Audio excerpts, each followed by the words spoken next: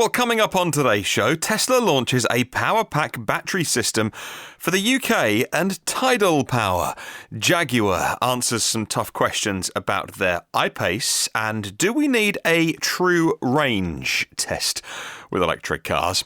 Well, good morning, good afternoon, and good evening. Wherever you are in the world, welcome to EV News Daily. It's Saturday. Welcome to the weekend. It's the 3rd of November, and it's Martyn Lee here, and I've been through every story today that I can find, at least, so you don't have to. There's a Patreon bonus show, as always, coming this weekend. Sometime today, sometime tomorrow, maybe depending on what we're doing. Today, I'm going to be heading off to Ascot in a second, which is horse racing. Some fireworks today. What would it be? The Bonfire Night weekend, 5th of November weekend, and then back to make tomorrow's podcast. So we'll see when the Patreon bonus show gets done, though, with a bunch of stuff that I want to be talking about to our $10 and above Patreon fans. Thank you very much to myev.com for helping make the show. They have built the world's first marketplace online for buying and selling and learning about EVs as well, and their stock, if you like, the amount of cars you can find on there is always growing, so go and check out myev.com. And thank you very much to two new patrons of the show who indeed have been checking out this show, patreon.com/evnewsdaily. We have a brand new executive producer and a brand new producer of the podcast. Hello to the new producer of the show, Ken Morris. Ken joined up a couple of hours ago. Ken, thank you very much. Thank you so much. And a new executive producer of the show. Hello to Tim, total legend Tim Gutteridge. Thank you, mate. Executive producer helping to bring the show to you and to thousands of people around the world, educating people about EVs and hopefully being a bit entertaining along the way as well. We will, as always, read out your names on Saturday's podcasts at the end of this show and also on the Patreon bonus show, as we always do on a Saturday, to properly recognise the superheroes that support this show. There's a new interview out today that I want to talk about. It's a new podcast that's out with Kara Swisher from Recode, and on I think it's called the Recode Decode podcast. It's the best interview I think I've ever heard with Elon Musk. Don't get me wrong, the Joe Rogan thing was get past all the stupid headlines about smoking. That was just that was ridiculous. There was a lot of good stuff in there, but there wasn't a lot of really good Tesla stuff in there. And Joe Rogan seemed genuinely curious about Elon's life, but actually a little bit lacking on depth of knowledge, which was a shame. And it was kind of good to get someone like that pushing Elon on questions that he didn't know the answer to, but for kind of an EV fan, it was a little lightweight, even though it was long. It was this podcast with Kara asks some really tough questions, and she pushes hard in places as well, in a nice way, by the way. I think they know each other, so there's that relationship there, i.e. not how Marques MKBHD in his YouTube stuff recently only got like a few minutes with Elon, and it was more kind of like, dude, cars, cool. And it was like, oh man, there's no substance there. And it wasn't, this new podcast isn't sensational in the kind of way that the New York Times article got some time with Elon and just wanted to run articles about him using Ambien to get a couple of hours kip because he's been working 120-hour weeks. Kara draws you in. She's a fabulous interviewer. So empathetic to the struggles that Elon's having. She gets him a bit riled at times as well. Like he really pushes back. Like you can imagine, Elon is so charming and wonderful in his public persona, but you don't get to be him unless you are fierce in the boardroom, right? And you just can't get to where he is by just people walking all over you. And there's a couple of times where he's like, no.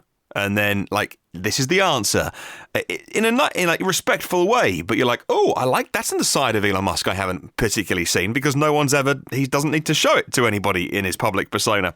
And Kara also really pays him respect for moving the world towards sustainable transport, because if Elon Musk and Tesla weren't doing this with their incredible cars, then all of the other manufacturers wouldn't be making their incredible cars. And I'm a big fan of everyone.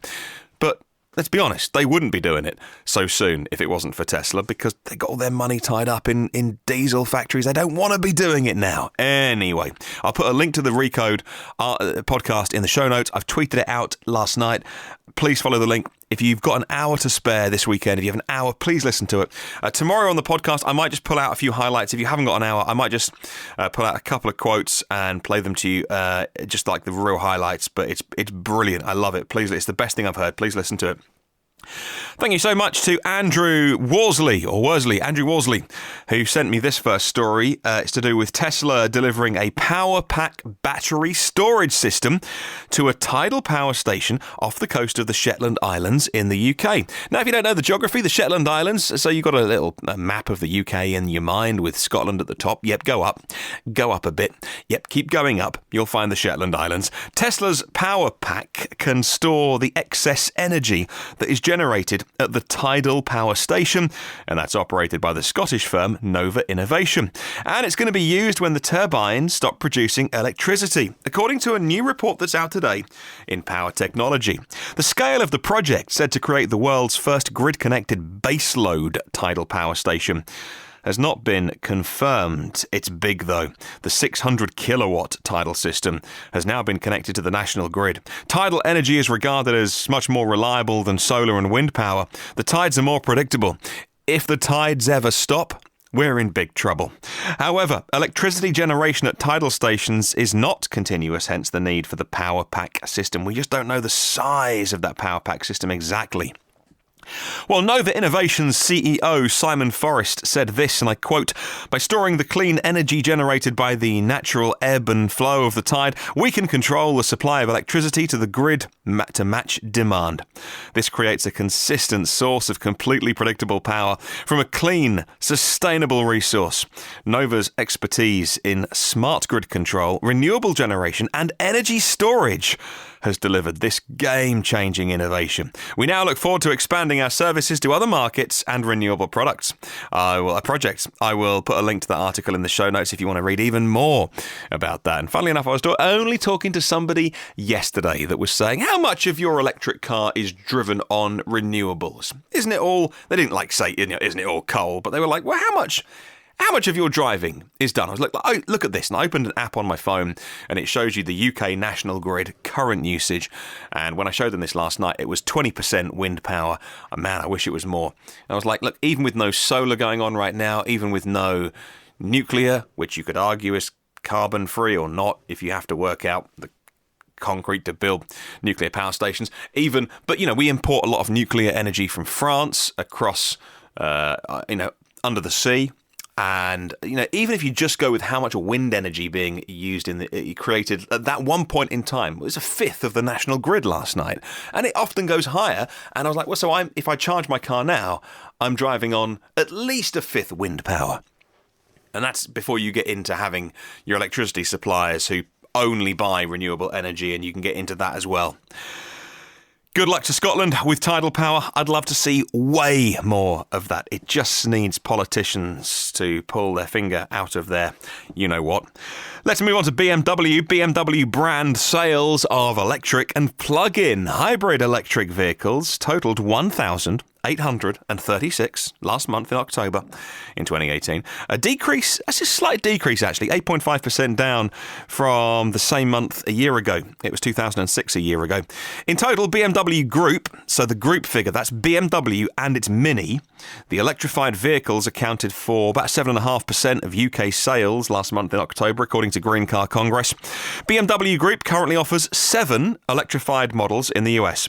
That is the i3, the i8, the 330e, the 530e, these are the plug-in hybrids, by the way, the 740e, lovely car, the BMW xDrive 40e, the X5's a lovely car as well, and the Mini Countryman plug-in. You can indeed get a hybrid version of the Mini with a plug on it.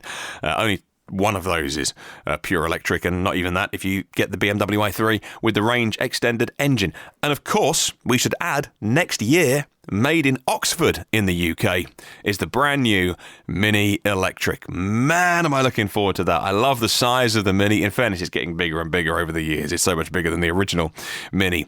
I think the Mini's a cute design, and it's such a great car. Soon going to be pure electric. Sometime 2019, the Oxford factory starts producing those all-electric Minis. Can't wait for more details. Seen loads of spy shots recently of those test cars out on the roads. All the dash covered in felt fabric so you can't see what's going on, and loads of laptops on the passenger seat and on stands and all that kind of stuff in the passenger footwell. So Clearly, they're doing a bunch of diagnostics and monitoring of the EV systems, and those cars are on the way. Earlier this year, Jaguar launched the I-Pace, and if you've driven one, you'll know it's a spectacular car, including introducing a new luxury competitor to Tesla's Model X and the Model S, really. The I-Pace has been getting good reviews, and its larger battery gave it a longer range on a single charge than the Tesla Model X based on the European tests a few weeks ago. However, the US standardized tests results were published, and the I-Pace was performing worse than the X on the USA figures. Quartz then asked Venkat Vishwanathan and his team at Carnegie Mellon University to explain the discrepancy. How can the I-Pace have a big battery but less range on the US way of measuring? You can read the full story in Quartz. It was, in places, I must admit, frustrating to read because I'll let you read the article. I don't know who these researchers are at Carnegie Mellon. I mean, you don't get to work at university if you're a dimwit, right? But there are a few things that I was reading and I was thinking, well, yeah, you've made a set of assumptions there to reach your conclusion, and I don't necessarily agree with those assumptions. So they were laying into the I-Pace pretty hard. Anyway, they put a bunch of questions to Jaguar about the I-Pace, and they'd obviously written their article, and it's really critical of the I-Pace, saying it's terrible at efficiency, and it doesn't use all its battery, and it's got a bigger battery than the X, and yet it does fewer miles. And it was a bit of a hatchet job on the Jaguar I-Pace. I didn't like it as a piece of writing, but maybe it's completely factually accurate. And so they put a bunch of questions to Jaguar, and to Jaguar's credit, they answered all of them very patiently, in much more detail than the press office really had to. And so Quartz have also published all of their questions they sent to Jaguar and all of the answers. Here's one of the questions, by the way. So the question that Quartz website asks Jaguar: does the I-Pace on purpose program its battery to avoid full depth discharge? For example, the EPA range, is that only between 20 and 80% of battery capacity? Well, Jaguar replied, the I-Pace has a nominal capacity of 90 kilowatt hours and a usable capacity of 84.7 kilowatt hours. Like the traction batteries in all EVs and hybrids, the I-Pace pack cannot be charged to completely 100% or run down to completely 0%, because it would be detrimental to the state of health and therefore the battery pack's performance and durability. We manage the depth of energy discharge based on a number of environmental and driver inputs, primarily to maintain cell state of health and consistent performance over its lifetime.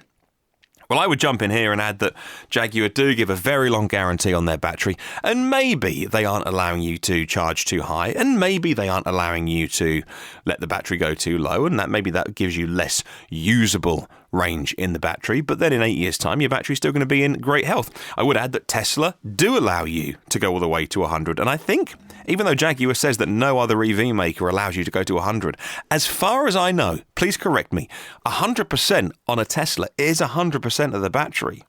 I mean, it might be a tiny, tiny bit left, but I thought that from 0 to 100, that is actually what you're seeing, which is why if you do drive your Tesla down to 0%, as Bjorn Nyland had done his recent videos, it can land you in a spot of bother. The battery really doesn't like it, particularly the 12-volt battery at times. Anyway, if I'm wrong on that, Tesla Supremo knowledge ones out there, let me know. So Quartz also asked another question.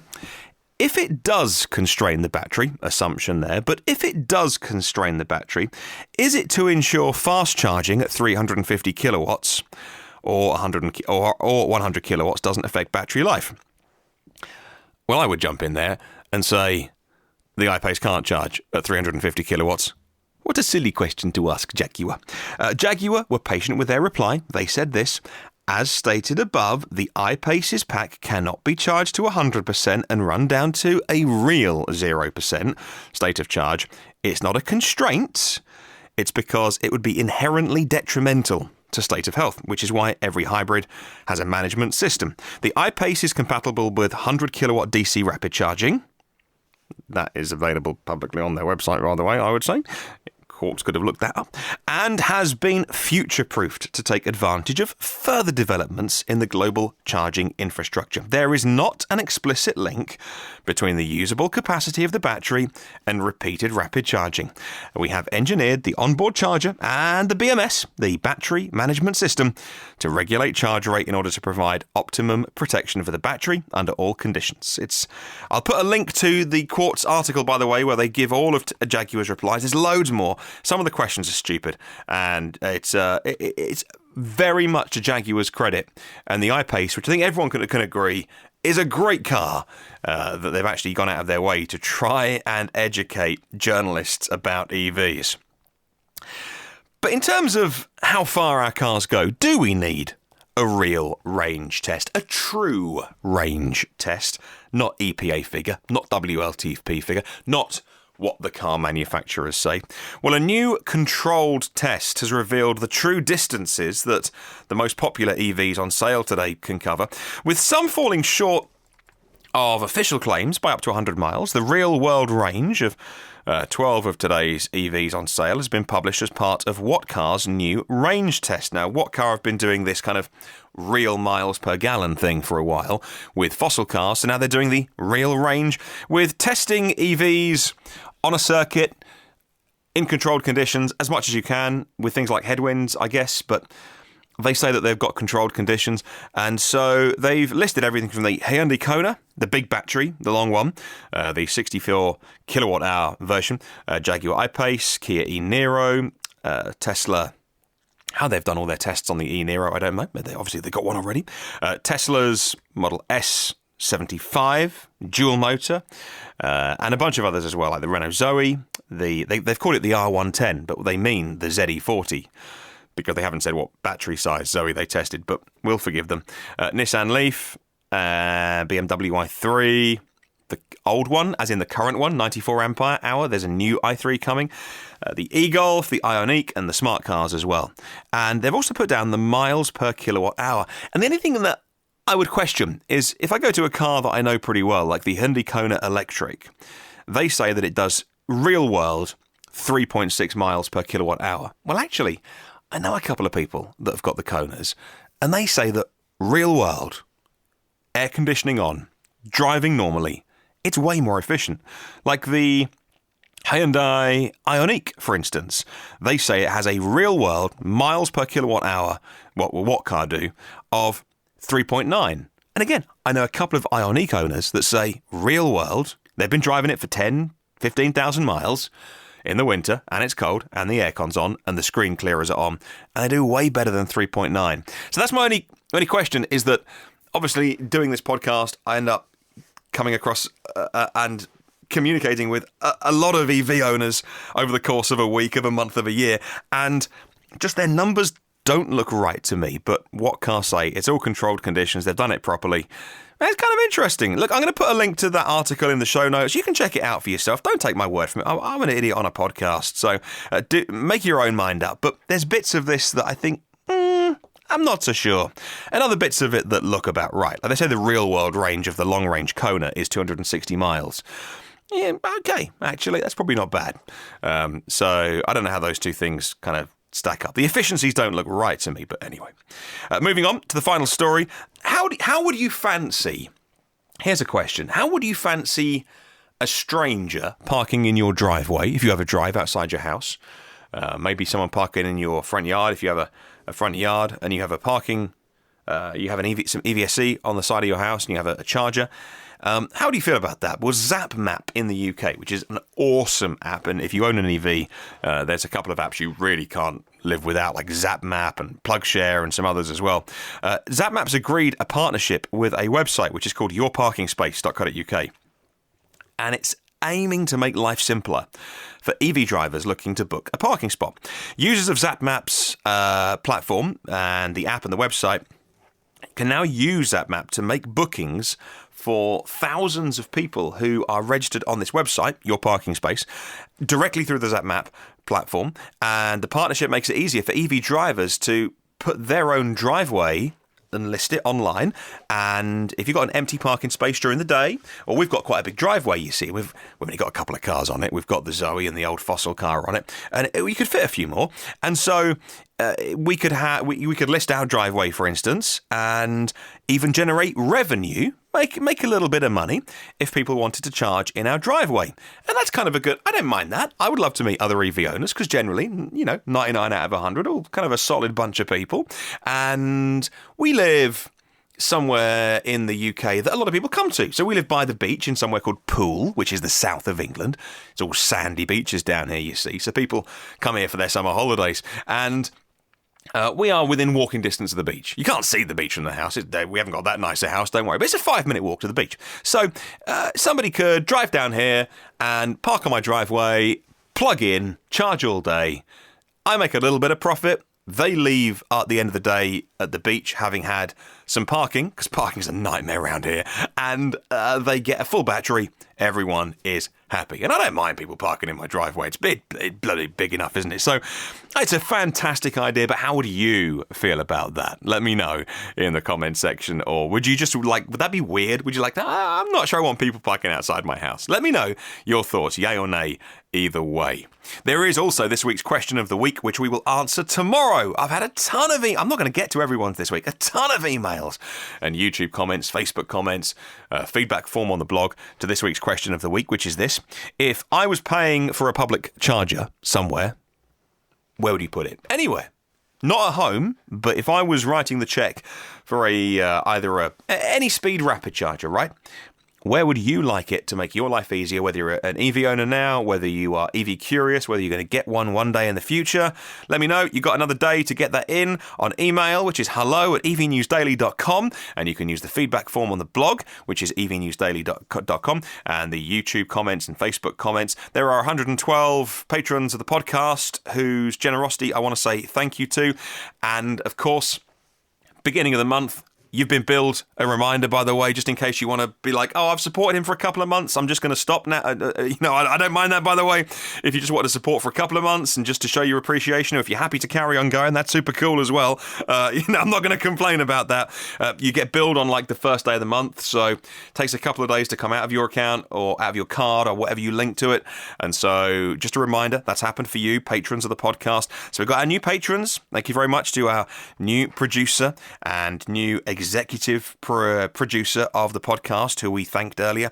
And thank you very much to our premium partner, as always, Phil Roberts of Electric Future, and our partners of the show, Cesar Trujillo, David Allen, OEM Audio of New Zealand, and evpower.co.nz, and Sasha Pallenberg as well. Hello to Ashley Hill. Hello to Arid Gear Skalsveen, Bjard Fuchstak, Brian Weatherall, Chris Benson, Chris Hopkins, Darren Bird, David Partington, David Prescott, Damien Davis. It's not that hard a name, is it, Damien, really? George Clargo, Jack Oakley, John Bailey, John H. Mayer III, John Timmis, Kevin Mayerson, Louis Hopkin, Luke Cully, Marcel Lohman, Marcel Ward, Martin Croft, Matthew Ellis, Matthew Gruby, Neil E. Roberts from Sussex EVs. Go and follow them. Check them out online. Brilliant group. Paul Stevenson, Paul Seeger-Smith, Philippe Calvet, Renee Schneider, Rod James, Scott Callahan, and the Limousine Line in Sydney. 284 episodes of the podcast are online for free, where you get your podcasts from.